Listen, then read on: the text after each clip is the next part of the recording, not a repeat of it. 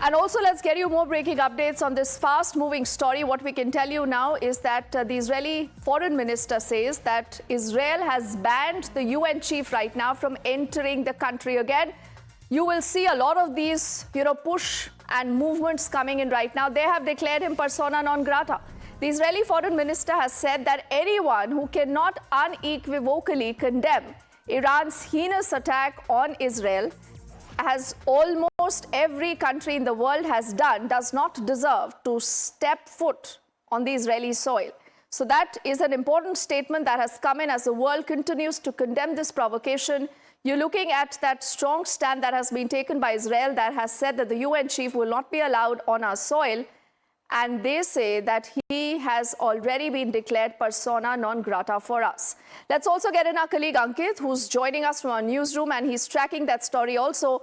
Ankit, what would one say to this? In an atmosphere like this, where passions are running high, the world is highly polarized, you have Israel saying that the UN chief will not be allowed to set foot here on our soil because he's a persona non grata. He does not take a stand. He does not condemn this violence. Absolutely. I mean, Israel is raging incandescent at the UN Secretary General. This has been going on for some time. In fact, right from the start of the war, they have been absolutely unhappy with the United Nations stances and the statements. Now, this really escalated in the last 18 or so hours. This is the tweet right now by Israel Katz. Israel is his name. He is the foreign minister of Israel. He says, today I have declared the UN Secretary General Antonio Guterres persona non grata in Israel and banned him from entering the country. Anyone who cannot unequivocally condemn Iran's heinous attack on Israel, as almost every country in the world has done, does not deserve to step foot on Israeli soil.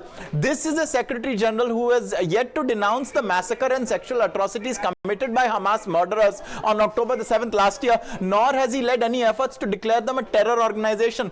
A Secretary General who gives backing to terrorists, rapists and murderers from Hamas, Hezbollah, the Houthis and now Iran, the mothership of global terror, will be remembered as a stain on the history of the United Nations. Very strong words. Israel will continue to defend its citizens and uphold its national dignity with or without Antonio Guterres. And this follows what we witnessed last night, which is Antonio Guterres' first response. Deepti, he had said, I condemn the broadening of the Middle East conflict with escalation after escalation. This must stop. We absolutely need a ceasefire. What he failed to do, according to Israel, was to name and blame Iran for unleashing this missile barrage. So they had responded from their official national account. They said, we condemn your inability to string together a tweet which holds Iran responsible for firing 181 ballistic missiles at 10 million Israeli civilians. So they are really ratcheting it up against the UN Secretary General. He is no longer allowed or invited in Israel's soil.